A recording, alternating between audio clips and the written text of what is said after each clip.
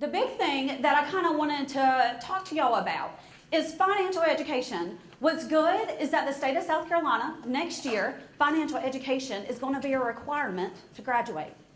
So, my job is going to get very, very, very busy. If I'm not already busy, it's going to become even busier. But financial education is huge for your students, for your staff, okay, for their parents. Whenever I took this job, before I took this job, I was in the branches, okay? Whenever I was in the branches, I was there for 8 years. During those 8 years, I would have people come in my office, and it's not that they didn't do the right thing, they just never were taught. They didn't know. One thing I have learned about financial education, about finances, is that people are either scared to talk about it, it's taboo, or they were given wrong information and they don't want to relay that to their kids, to their grandkids. So I ended up having grandparents. I would have aunts, uncles bring in their 18-year-olds, and they're like, Stacey, tell them everything you know. Tell them how to start their credit. Tell them to start paying themselves first, okay? It's all about those habits. It's about those things that they need to start at a very young age, okay? Because I think y'all are very aware that it's very hard to break that habit once it gets started. So I try to come to them before a habit is even created, kind of give them pointers and different little things that they could do to make their financial future a little bit better than what it currently is. Okay, so I am here. I'm going to show you a couple of things. I do have some flyers here because I would love to sign up for your school for either Mad City Money, which I'm going to go into detail about. I know some of y'all know exactly what I'm talking about with Mad City Money. Or I can come and talk about different topics. What's good about Mad City Money is we will be in there talking and doing Mad City Money, and then we start talking about credit cards. Okay, so let me just go ahead. I'm going to show y'all a couple of things. I kind of wanted to show y'all this graph, okay? People getting wrong information. One of the biggest things that I learned being in the branch, being in my office, is that everybody was always taught to keep money on their credit card, keep that balance on their credit card. And some people, they would say, yeah, I need to keep $1,000 on there. And I'm like, hold on. If you do that, have you looked at your statement? Have you seen how much interest you're paying? And then we go in detail. They don't realize that interest is just money that they're paying the bank to have that card, to have that loan. And I'm like, why are you continuing to give Capital One $50 a month just to keep a balance on your credit card? Let's not do that. Let's try to knock it down so we're not paying anybody to use that credit card. So that's kind of that. Whenever I see this graph and I see the biggest line is saying that they were illiterate and it cost them about $500, that makes me think of credit cards.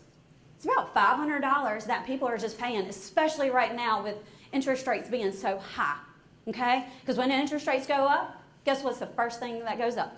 Credit card rates. So be mindful of your credit card rates.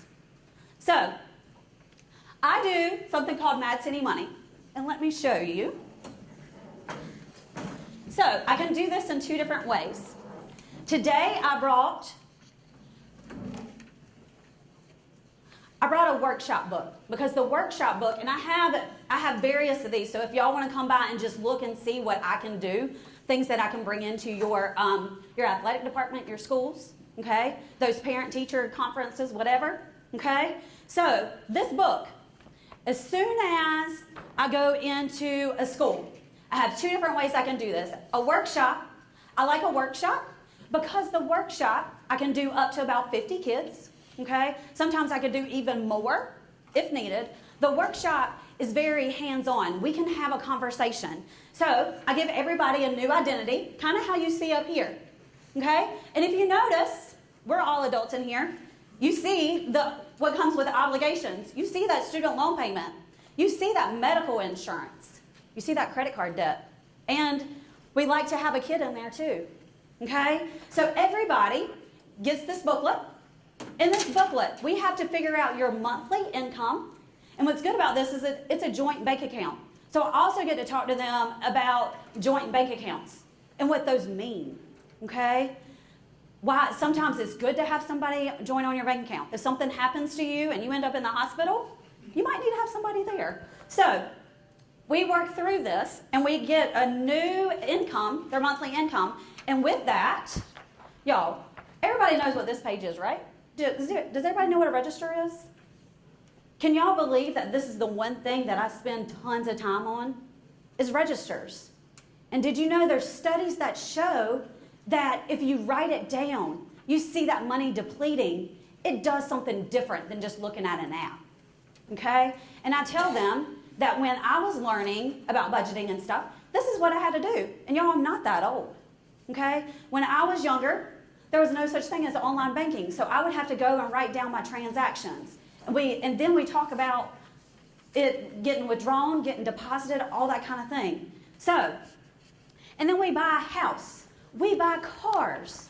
Okay? We go, and I cover everything from entertainment to the personal hygiene to their furniture, their decor that they're going to have in their house. And all the way to their students, to their children. Okay? I love the comments. The comments are probably my favorite because the students are always like, can I put my kid up for adoption? I don't need that kid. I don't plan on having kids. When they look at how much childcare is, it's pretty expensive. And this is on the low end. So, and then the big thing is we get to talk about credit card debt. And I get to talk to them about, before you even get started, let's talk about different ways that you can go building your credit than just running up a credit card. There are different ways than just using a credit card. Okay? So I have this way, and let me show you. I have pictures here for y'all, because everybody likes pictures. Okay, so this is a workshop. This is a workshop that I did at Bowling Springs Freshman Academy up top. Every class period, I had about 200 students in the auditorium. That is a very large workshop for me. And then this last one over here, that's when I was at Southern Wesleyan University, and we did the workshop as well. The workshops are very much per class period. It is it's more of a conversation, okay? But I also have another one. It's called a simulation. These are the ones that we would probably come and do to your whole football team, okay? These are ones that I have about 20 founders volunteers, and I have them in charge of a booth. So my booths include housing booths and auto booths and your children and your meals. That's another thing that kids don't understand. What costs so much is their food. And then they're like, oh God, I guess when I ask my mom for that big nice steak and she tells me no, now I know why. You know? So I like this because it's very interactive. The students love it because they can decide where they go. Okay? I was actually at one of these yesterday, and I was talking to a student. He didn't buy his house to the very last thing. I was like, you should have done that at the beginning. But he had a rhyme and reason for it. So, but you notice I can do this same thing. It's the same information, just the way it's delivered is different. Okay? Now, this is different things that I do. Okay? I have been to Rotary clubs and kind of told them, hey, this is what Founders offers. Okay? Because I also want to talk about these topics that if you're ever interested, because like I said, most of the time the way I get into schools and stuff is the Mad City Money Program. That's what's fun. That's the interactive activity. But once we start talking about credit cards, the teacher, the athletic director, the superintendent, whoever is there, they're like, whoa, these kids knew nothing about credit cards. Can you come back and talk about credit? Okay? Because credit cards, there are other ways to build your credit other than credit cards. So, I can come talk about basic banking. Some people don't know what they need to open up a bank account. Okay? So I can do credit, budgeting.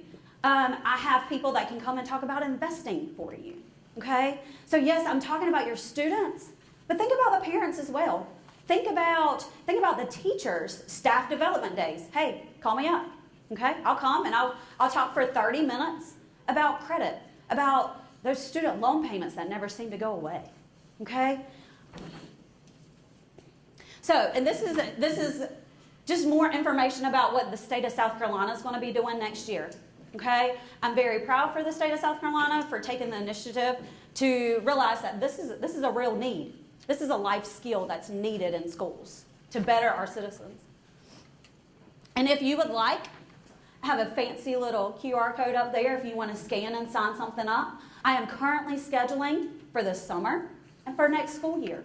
Okay? I do book up very fast. So let's get a date on the calendar. One place topic that it seems to be very prevalent is during your summer camps. This is kind of something to kind of break the activity, the workouts, whatever you're doing with your students, kind of give them a taste of something different. Okay? So kind of keep that in mind as well. If there's something that's not on this list and you are interested in me coming and talking about it, let me know.